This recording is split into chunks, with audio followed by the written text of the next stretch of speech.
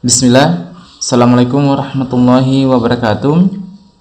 Alhamdulillah adik-adik, hari ini kembali kita melanjutkan pembelajaran kita, yakni pada tema 1, pertumbuhan dan perkembangan makhluk hidup. Subtema yang ketiga, pertumbuhan hewan, pembelajaran yang kedua. Ya, namun sebagaimana biasanya sebelum kita memulai proses pembelajaran, mari sama-sama kita membaca doa sebelum belajar. Ya, bismillah. Rabbi zidni ilman warzuqni fahman waj'alni minas solihin. Amin. Jika sudah, mari sama-sama kita ke materinya. Nah, pertumbuhan kucing. Ya, kalau di pembelajaran pertama kemarin kita sudah membahas tentang pertumbuhan ayam, ya, dimana dikatakan bahwa ayam itu ya berkembang biak dengan cara bertelur, ya. Nah, sekarang kita akan membahas tentang pertumbuhan kucing. Hari ini Siti senang sekali, ya. Kucing peliharaan Siti melahirkan 5 anak kucing yang lucu. Anak kucing yang dilahirkan memiliki warna yang berbeda. 3 anak kucing berwarna putih seperti induknya, 1 anak kucing berwarna hitam, 1 anak kucing lainnya berwarna belang. Siti senang memelihara kucing karena kucing termasuk hewan yang pintar. Siti menyiapkan tempat tinggal kucing dan menjaga kebersihannya. Setiap hari Siti memberi makan, minum, dan memandikan kucingnya secara teratur. Kucing peliharaan Siti tumbuh besar. Kucing Siti mengalami pertumbuhan. Siti menyayangi dan menjaga hewan peliharaannya. Ya, baik. Jadi pada teks, ya, bacaan ini, ya, dimana Siti itu memiliki 1 ekor kucing. Kemudian kucing ini ya melahirkan ya 5 ekor anak kucing, dimana anaknya itu warnanya berbeda-beda, ya. Terlihat seperti gambar ini, ada yang warna putih 3 ekor anak kucing, ya, sama seperti induknya. Nah, kemudian ada 1 yang belang-belang dan ada 1 yang warna hitam. Nah, namun Siti tidak memelihara begitu saja, tetapi dia merawatnya dengan baik. Nah, misalnya menyiapkan tempatnya, kemudian memberikan makan, memberikan minum, serta memandikannya. Nah, karena kalau juga kucing tidak diberi makan, ya, maka kucing itu bisa saja terhambat dalam pertumbuhannya, ya. Lagi-lagi sama seperti yang saya jelaskan kemarin, kita saja manusia kalau tidak makan, ya pasti tubuhnya kita akan kurus dan yang lain-lainnya. Sama seperti kucing, kalau tidak dikasih makan juga, ya, maka akan bisa jadi pertumbuhan kucing itu mengalami hambatan, ya. Nah, baik, kita lanjut. Ya, jawablah pertanyaan berikut ini dengan benar, ya. Berdasarkan teks bacaan yang tadi, kita akan menjawab beberapa pertanyaan, ya. Nah, pertanyaan yang pertama, mengapa Siti merasa senang, ya? Mengapa kira-kira adik-adik? Berdasarkan teks bacaan yang tadi dikatakan bahwa mengapa Siti itu merasa senang? Ya, Siti merasa senang karena kucing peliharaannya melahirkan 5 anak kucing yang lucu. Nah, pertanyaan yang kedua, bagaimana cara kucing berkembang biak? Ya, kalau kemarin kan kita katakan bahwa anak ayam itu berkembang biak dengan cara bertelur. Nah, sekarang kalau kucing itu dia berkembang biak dengan cara apa, adik-adik?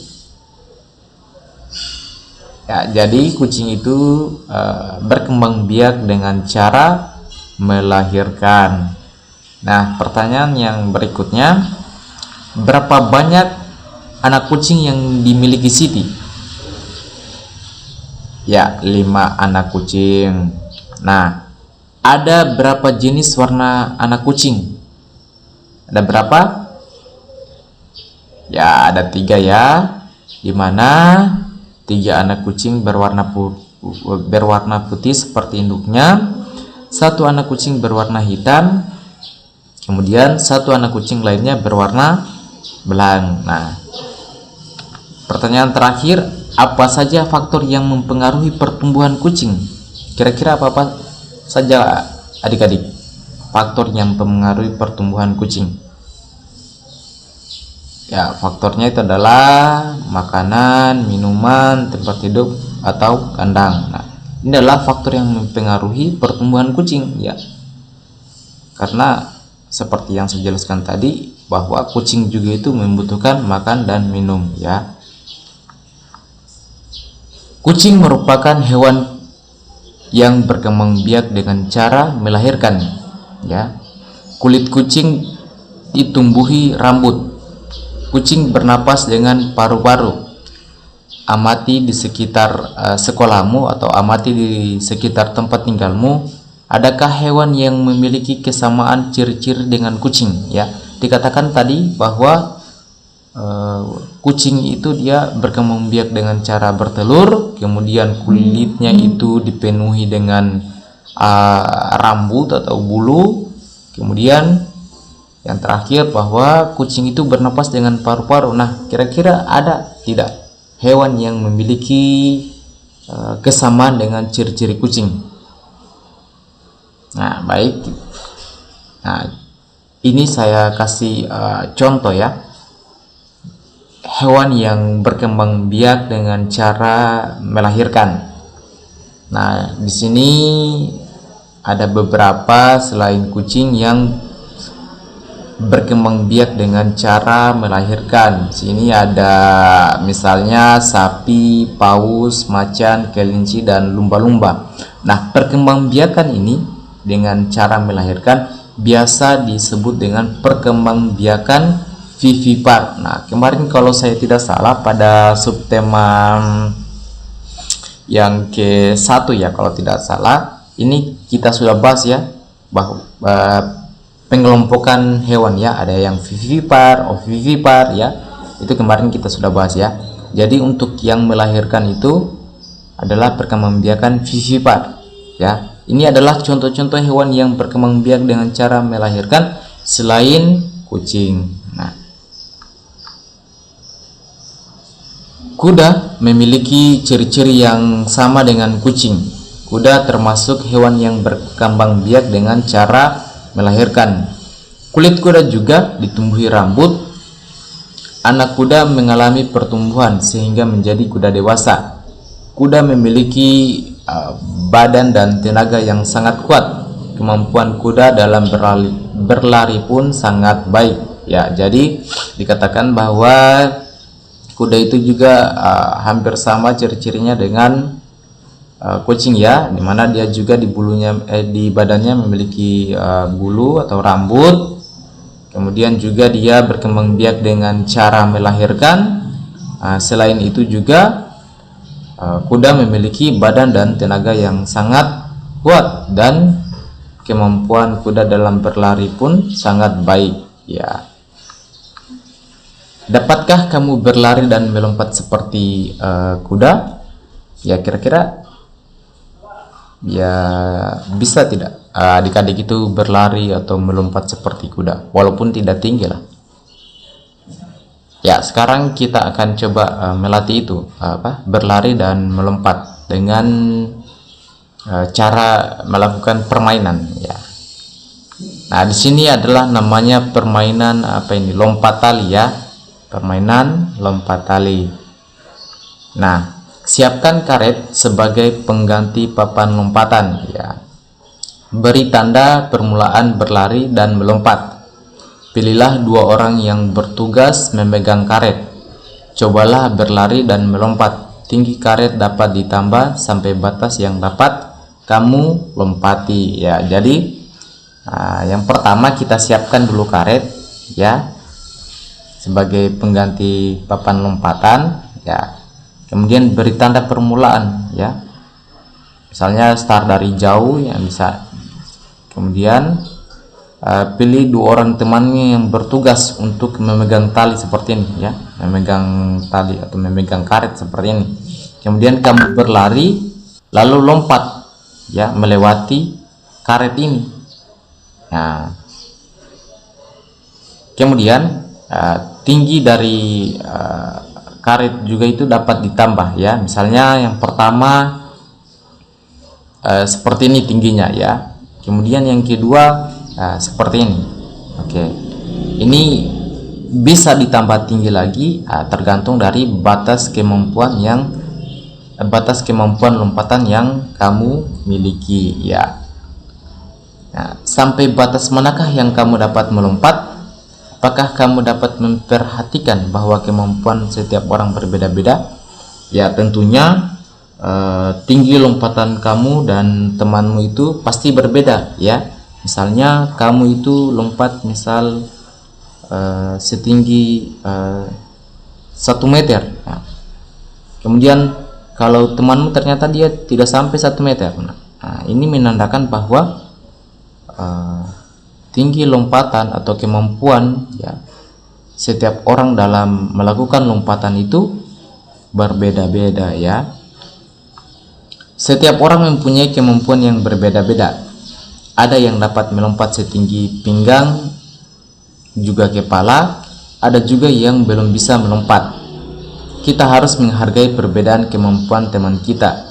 Mengajak berlatih bersama untuk meningkatkan kemampuan adalah hal yang dapat kita lakukan ya. Jadi ketika kita misalnya melihat teman yang belum bisa ya melompat dengan tinggi ya, jangan kita mengejeknya, tetapi kita ajak teman tersebut untuk berlatih bersama ya, dalam rangka meningkatkan kemampuannya. Nah, mengajak berlatih bersama merupakan salah satu sikap yang saling menghargai kemampuan teman.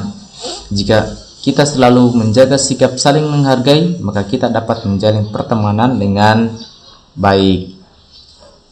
Tuhan sangat menyayangi anak yang suka menolong. Tuhan juga sangat senang terhadap anak yang menghargai temannya. Menyayangi dan menghargai teman termasuk melaksanakan perintah Tuhan. Menyayangi dan menghargai teman juga termasuk pengamalan sila-sila Pancasila.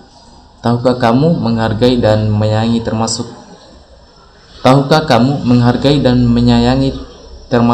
pengamalan sila Pancasila yang mana? Ya, ada yang masih ingat? Kalau kita menghargai dan menyayangi teman itu termasuk pengamalan sila Pancasila yang keberapa?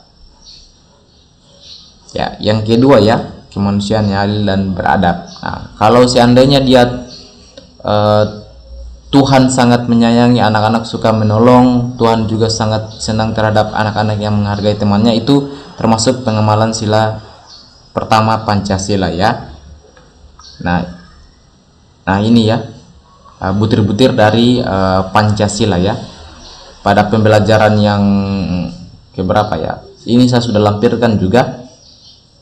Sini ada ketuhanan yang Maha Esa ya, dilambangkan dengan bintang. Kemanusiaan yang adil dan beradab dilambangkan dengan rantai. Persatuan Indonesia dilambangkan dengan pohon beringin. Kerakyatan yang dipimpin oleh hikmat kebijaksanaan dalam permusyawaratan perwakilan ini dilambangkan dengan kepala banteng.